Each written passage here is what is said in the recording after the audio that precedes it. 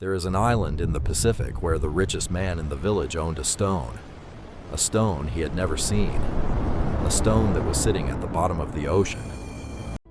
And yet, everyone agreed he was wealthy. They traded this invisible fortune for land, for marriages, for entire livelihoods. This was not a myth. This was not a primitive mistake. This was the rye-stone currency of Yap. And if you think this was the strangest form of money humanity ever invented, wait until you see the teacup bricks, or the human skulls.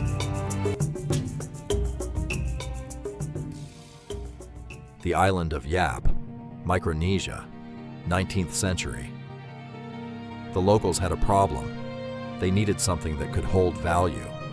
But the island had no gold, no silver, not even decent metal.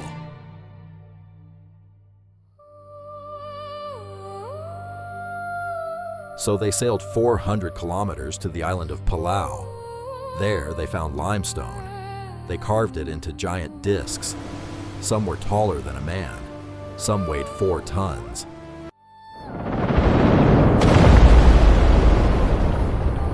Storms, capsized boats, stones sank to the ocean floor. And here is where the story becomes unbelievable. One crew lost their stone during a storm. It sank 50 meters deep. They returned to the village and told everyone what happened. The stone was gone, but everyone on the island knew that crew. They knew the stone was real. They knew it was down there. So the village made a collective decision. The stone at the bottom of the ocean still belonged to that sailor. It was still valid currency. He could still buy things with it. Let that sink in. A stone at the bottom of the ocean that nobody could touch, move, or even see clearly was real money because the entire community agreed it was. Now fast forward to today.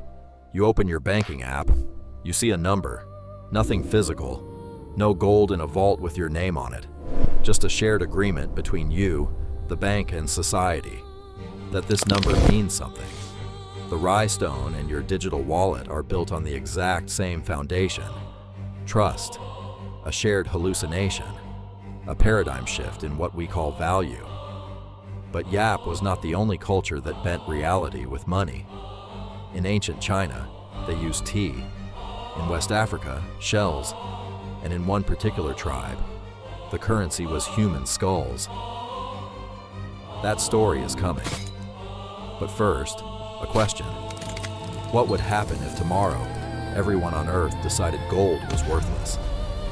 If you just felt a small shiver of fear right now, you understand Yap better than you think. The rye stones of Yap are still there. Some sit on the ocean floor.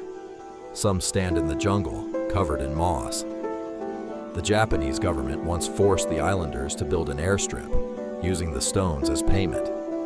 They painted numbers on them, treated them as assets in a ledger. And here is the haunting part. The largest rye stone ever quarried sits exactly where it was carved. It never moved. It was never transported. But for decades, it had an owner. It was bought, sold, and inherited, without moving an inch. So the next time you check your bank account, or send a Venmo payment, or buy crypto, remember, you are just participating in the latest version of a very old story. The story of a stone that sat at the bottom of the ocean and was worth more than gold. This is Phantom Atlas, stories from the maps they never showed you. Subscribe. The next one is stranger.